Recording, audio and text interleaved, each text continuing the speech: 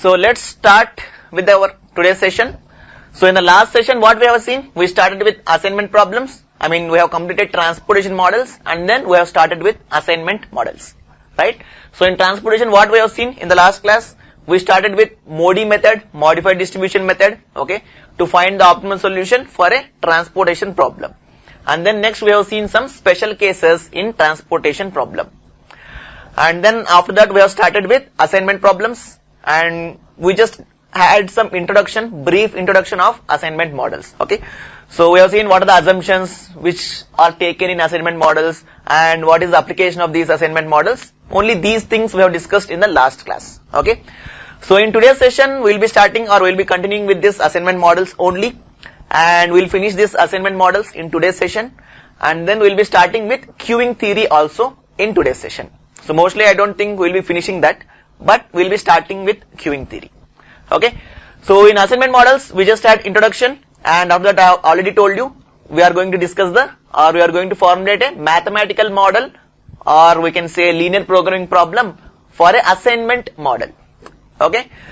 So similarly, we have already seen how to formulate a problem, how to formulate a linear programming problem for a transportation problem, okay. So same procedure we can follow and we can formulate a linear programming problem for assignment models also, okay. Just formulation is required, and we are not going to solve the assignment models also using LPP. So we have not solved transportation models also using LPP. We used some other algorithms like NW method, LCM, VAM and MODI method we have used, and we have solved the transportation problems. Similarly here also we are just converting this assignment model into a LPP just for our understanding, okay. But we are not using LPP to solve this assignment models. We are using one more algorithm which is known as Hungarian algorithm, okay. So using only one algorithm we can get optimal solution, unlike transportation models where we have used so many algorithms, okay. So assignment, it is very simple when compared to transportation models, okay. So as we are having only one algorithm and using that particular algorithm we can get optimal solution, maybe within 2 or 3 steps, that's all. So let's start with mathematical formulation. Okay, we are just starting with mathematical formulation of assignment models. Now please don't write anything. Now what we are going to do is, I am just taking the formulation of transportation problem. That means whatever the table which we have seen, in transportation models, so same table I am taking here. So where I have discussed supply, demand, if you remember, A1, A2, A3, B1, B2, B3, okay, X11, X12, C11, C12, like this we have formulated one table, if you remember, supply, demands, okay, sources, destinations. So please go back to the transportation problem, transportation chapter, and just look at the LPP formulation, the table which we have written there. Now I am just taking the same table, okay. So already I have told you, assignment models, it is a special case of transportation problem. Now I am just taking the same table and I am modifying the transportation problem into a assignment problem, okay. So hope you have understood. So as of now, don't just don't copy. So I am just taking the same table and I will be modifying the transportation problem into a assignment problem, okay. So you can just have a look at that particular table which we have discussed in transportation problem, okay. So go to the linear programming formulation in transportation problem. Okay, fine Srimay, you can follow from here, okay, mathematical formulation. So in transportation problem, what we have done, we have formulated a linear programming problem, right, initially before starting anything. Same thing here also we are doing. So assignment problem in the sense, in industries you have to assign some workers to the machines, right. So this is one example. So many other examples will also be there. So just we are trying to find the minimum assignment cost. So whenever you are assigning some labors to the work machines, so you should take care that the amount of wages which you are going to pay to that particular labors should be minimum. So this is just brief introduction of this assignment problem, okay. So again we have discussed some assumptions also in the last class, like we can assign only one worker to one labor. So all those assumptions I will be repeating here, okay, no need to worry, because whenever we are formulating LPP, again I will be repeating those assumptions, like we can assign only one worker to one machine, and we have seen some other assumptions also, okay. So all those assumptions, so while formulating LPP I will repeat, so you can easily follow, no need to worry, Shrimai. Fine. So you just look at the table, okay. So this table already we have seen in transportation problem. So here I have written, if I guess, sources, So as these are sources, this will be your supply. I'm just taking the transportation table and I'm modifying this, okay? 1, 2, 3, so on up to M. And these are your destinations. This is also 1, 2, 3, so on up to N. Supply values, and these will be your demand values.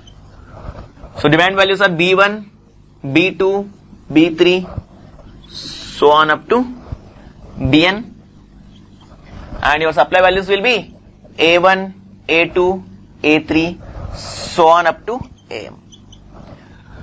And these are your X11, X12, X13, so on up to X1n.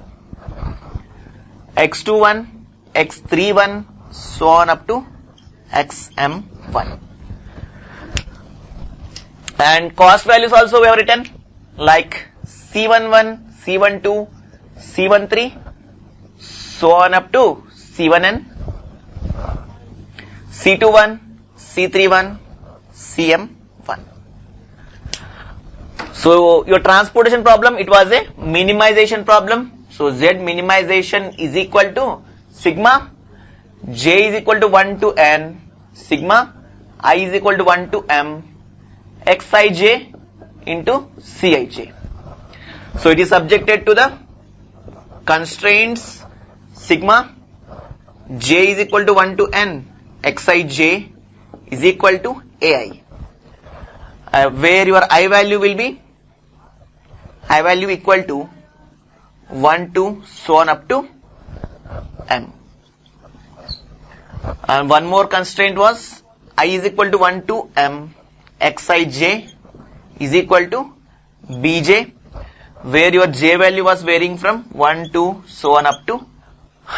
So Abhimanyu, you haven't missed anything. Okay, we just have started with the mathematical model. That's all.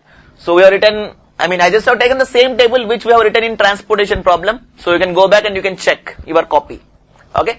So please check anything wrong in this. Anything we have missed. Okay, the total supply is equal to total demand. That condition I have not written purposefully. So no need to worry about that. Okay. So because in assignment problem, we are not having sources and supplies. Mohammed, you will not get questions directly from mathematical model. Okay. See, in transportation problem, what I have told. So after discussing linear programming formulation, so what I have told you, we have seen that number of decision variables are M into N and number of constraints are M plus N, right? So maybe these type of theoretical questions they can ask in examination. So same thing here also. Directly they cannot ask any question from this. So maybe they will be asking you how many decision variables are there. Okay, how many constraints are there? Maybe like that some questions they can ask from this. Okay, so difficult questions there is no scope from this. No need to worry. Okay, so to understand how many decision variables are there, how many constraints are there, you should have a brief idea about this mathematical formulation. That's all. Okay, so don't worry, you will not get any tough questions from this mathematical formulation. Maybe some theoretical type of questions which I have already told you. They can ask only those type of questions in examination. Okay. Now listen carefully. So this is again, it is a transportation problem. I have just taken this same table and now we are going to modify this particular table into a assignment problem. Okay. Now you just tell me what should be the modifications. What should be the modifications here? So in transportation problem, we have considered them as sources, supplies, destinations and demand values. But in assignment problem, we will not be having any demand values or supply values, right? That is one change. Already we have discussed. Okay. So one more thing, X11, X12, X13, what are these? These are your allocations or these are your number of units, right? So in transportation problem, it is from source 1 to destination 1, how many number of units you are sending. These are your number of units or you can say these are your allocations. And C11, C12, it is your unit transportation cost. Now look at the changes in assignment problem. So this C11, C12, C13, these are not unit transportation costs in assignment. So these are just the number of rupees which you are going to pay to a particular labor. So already we have discussed one matrix in yesterday's class. like worker 1, 2, 3, 4, machine 1, 2, 3, 4. Okay. So in that matrix, I have given you some values like worker 1 is charging 4 rupees to operate machine 1 and so on. Like that some values we have seen. Okay. So these are those values C11, C12, C13 and so on. These are just in terms of rupees. But in transportation problem, it was in terms of rupees per unit. But here C11, C12, C13, these are just in terms of rupees. So C11, C12, C13, these are just rupees which you are going to pay to the particular labor. Okay, so whenever you are assigning some work to a particular labor, definitely you have to pay some amount of salary or wage. That amount is this one, C11, C12, C13 and so on. Okay. Now you might have got doubt, what is this X11, X12, X13? Okay. Now look at this objective function. In transportation problem, we have taken this Xij into Cij. That means Xij is your number of units and Cij, it was your unit transportation cost. Now what is Cij in assignment problem? It is just in terms of rupees. No need to multiply with anything. Okay. So there we have multiplied this with number of units, right? Because it was a unit cost in transportation problem. But now in assignment problem, this Cij itself will be in terms of rupees. Okay. So it is the amount which you are going to pay to a particular worker. Okay. Now this Xij value, whenever you are assigning, okay, so maybe this point you may get confused. Listen carefully. Whenever you are assigning a machine to a worker, okay, this Xij value will become 1. If you are not assigning, then it will become 0. So I will clear this statement, okay. So already we have written some more things, I mean some more points, like assignment problem is a special case of transportation problem where your sources are replaced with workers and where your destinations are replaced with number of machines. So I am doing that replacement. So 1, 2, 3, let us say these are your workers. Worker 1, 2, 3, so on up to m number of workers. Similarly, destinations are replaced with, let us say it is machines like M1, M2, M3, which we have seen in the last class. Okay. Now already we have discussed one more term which is m is equal to n. Okay. So number of rows is equal to number of columns or number of machines is equal to number of workers, because one worker, one machine assumption we are taking. So already we have discussed these points in the last class. Okay. That's why I am not explaining in detail. Okay. M value will be equal to n value. Okay. Now I am saying that whenever you are assigning, okay, so Xij value is equal to 1 when assigned and your Xij value is equal to 0 when not assigned. Okay. See, your objective function will be a minimization problem because cost is involved. Okay. Transportation problem, it is also minimization problem, and your assignment problem, it is also minimization problem because cost is involved or wages are involved, you can say. Okay. Ultimate aim is we have to minimize the total assignment cost. Now look at this statement carefully. Xij is equal to 1 when it is assigned. Okay. Xij is equal to 0 when not assigned. Now let's understand this statement from here. If you are assigning worker 1 to machine 1, your Xij value will be 1. Okay. Because ultimately, what will be the charge? I mean, what will be the cost? C11 rupees. It will be the wage which you have to pay to this particular worker. Okay. So if you are assigning worker 1 to machine 1, X11 will be 1. But what about other variables? X12, X13 and so on. Please reply. What about other variables? It should be 0. Very good, Abhimanyu. Why? Because you are not assigning. Okay. So remember that condition. One worker, one labor. That means if you are, one worker, one machine. Okay. So if you are assigning worker 1 to machine 1, you cannot assign worker 1 to any other machine. Okay. So if you are assigning worker 1 to machine 1, X11 will be becoming 1 and other variables will become 0. So ultimately 1 into C11, that will be the cost of assignment. So I hope you have understood. Similarly, if you are assigning worker 2 to say, let us say machine 2, so your X12 will be becoming 1 and all other variables will become 0. So hope you have understood this point, this one. So please reply any doubt regarding this point. Have you understood this or not? because most of the students will be having confusion in only this point. So till now they have never asked any question from this formulation, okay. So maybe they can ask you how many number of decision variables are there, how many number of constraints are there, and so on. Mohammed, you are asking x21 also 0, sir? Yes. Okay, Mohammed, I understood your question. So other people also you can listen, okay. So very good question. So he was asking that if I am assigning worker 1 to x11, all these variables will be 0. Similarly, all these variables will also be 0. One worker, one machine. Remember this condition, okay. One worker, one machine, okay. So if you are assigning this worker to machine 1, you cannot assign any other worker to machine 1 also. So whenever you are assigning worker 1 to machine 1, only this x11 will be 1 and all these variables will be 0 and all these variables will also be 0. So I hope I have answered your question, Mohammed. So please reply. So was it your doubt or anything else? So okay, Shima, in real life situations, mostly only one worker will be allotted to one machine. Okay, let us say if the machine is very big, maybe 2 workers can be allotted at a time to that particular machine. It may be possible, okay. So but at least one worker should be there for one machine. So working on many machines, it cannot possible, okay. So maybe let us say worker 1 can handle only drilling machine, or maybe he can handle only lathe machine. Only one machine at a time. More than one machine he cannot handle. But the reverse condition, it is possible, like 2 workers are working on only a single machine, that can be possible, but single worker cannot operate more than one machine. It is not possible in general, okay. So but in our theoretical point of view, we are taking assumption that one worker, one machine, okay. That means only one worker can be assigned to one machine and only one machine can be assigned to one worker, both. Anurag, you are saying A1, A2, A3, B1 still also equal to 1. Okay, I am coming to that point, Anurag. Okay, so I was waiting if you are having any doubts regarding this. Now you just tell me what about this A1 value? A1 value will be A1, A2, A3, everything, all these values will be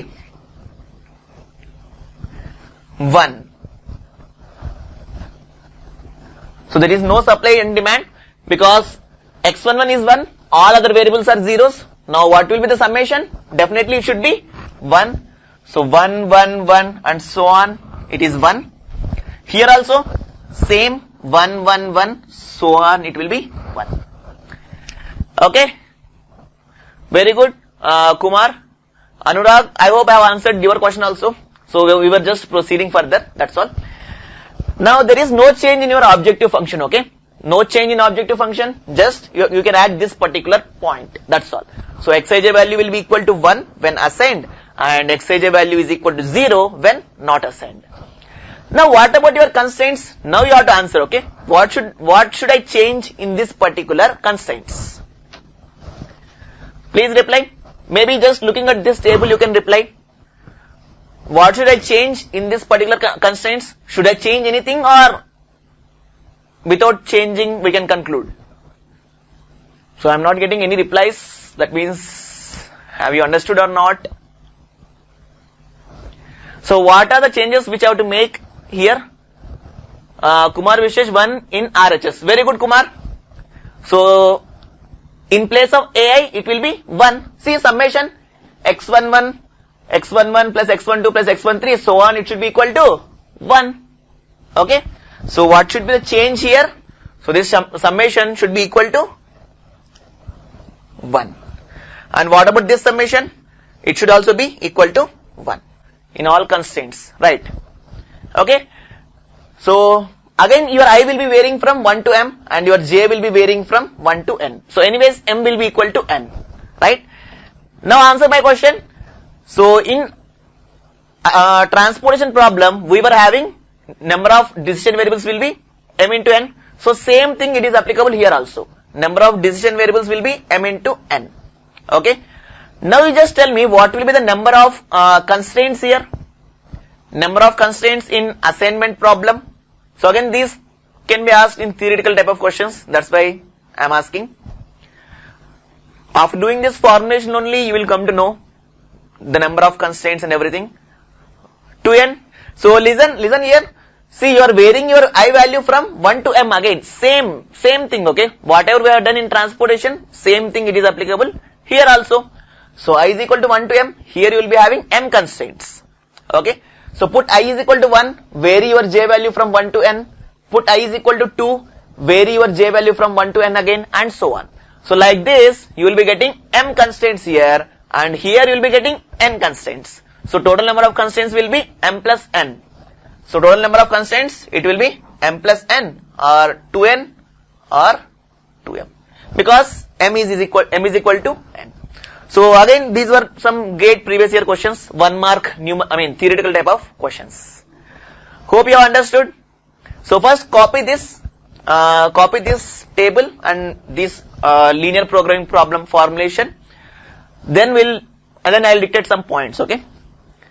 So copy this first and let me know. After that, I'll dictate some points. So any doubt regarding this? If you are having any doubt regarding this formulation, you can ask. So only they can ask these type of theoretical questions from this problem formulation. So if at all they want to ask questions, maybe they can ask here, from here also. So till now they have never asked, but I am just saying that there is a possibility, there is a chance that they can ask questions from here also. Maybe they can ask you what is the mathematical formulation of a assignment problem. Okay. So in the options, they can give 4 options like this. So objective function and constraints. Okay. So maybe they can give 4 options. In worst cases, I am talking. If at all they want to complicate a question. Okay. So they may ask that particular type of questions also. So again, it is very simple. Okay. Very simple. Okay. Anurag, you are asking again, the basic variables will be the ones having the value is equal to 1. Non-basic variables will be the ones having value is equal to 0. Right. Correct, Anurag? Very good. I think you have understood whatever the discussion which we had in the last class. I hope. So so the basic variables will be having the allocated values and the whatever the values which are having, whatever for the variables which are having zeros. Okay. Those are your non-basic variables. Right. So if xij is equal to 1, then that particular variable we can call it as basic variable. So if xij is equal to 0, then all those variables are your non-basic variables. Okay. So write down some points for this. Only these 2 points you can write. The number of decision variables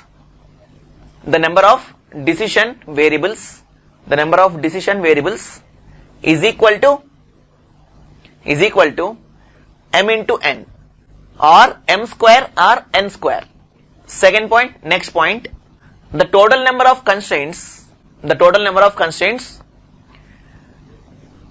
is equal to m plus n. Total number of constraints is equal to m plus n, or 2m or 2n. The total number of constraints is equal to m plus n or 2m or 2n. Now you just answer, everyone just answer how many number of basic variables are there. See, for the variables, for the variables which we are assigning, those variables are your, or else you can say non-zero variables. Non-zero variables are your basic variables. Okay. And for the variables which you are assigning zeros, those are your non-basic variables. Like let us say, if I am assigning here x11, your x11 will be 1 and all other variables will be 0. That means this is your basic variable and all other variables will be non-basic variables. Here we can say number of assignments. Instead of allocations, we can say number of assignments. Very good. Very good, Kumar. Number of basic variables is equal to n square minus n. Non-basic variables. Anurag, you are saying? Fine, it is correct. Okay. So number of basic variables is equal to, write down, number of basic variables is equal to m is equal to n. Number of basic variables is equal to m is equal to n. That is equal to number of assignments. So we will be having maybe maybe m assignments or n assignments, right? Number of basic variables is equal to m is equal to n. That is equal to number of assignments. Next point, number of non-basic variables. Number of non-basic variables. Number of non-basic variables is equal to, so total number of variables are m square or n square, right? M square minus m or n square minus n, you can say. So total number of variables are m square or n square. M into n already we have discussed, right? And number of basic variables are m or n. So total number of non-basic variables will be m square minus m or n square minus n. So both are same. Okay. So what are these? Non-basic variables. So maybe they can ask only these type of questions in GATE examination. Okay, like theoretical type of questions from this particular mathematical formulation. So you cannot expect any difficult questions from this. Okay, don't worry. Maybe some theoretical type of questions like this they can ask. Number of basic variables, non-basic variables, and so on. So hope I think it is clear to you this mathematical formulation.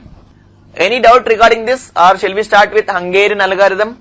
All clear? Very good, Anurag. Other people, Kumar and Anshu, Hubli, everyone. Is it clear? Mathematical formulation.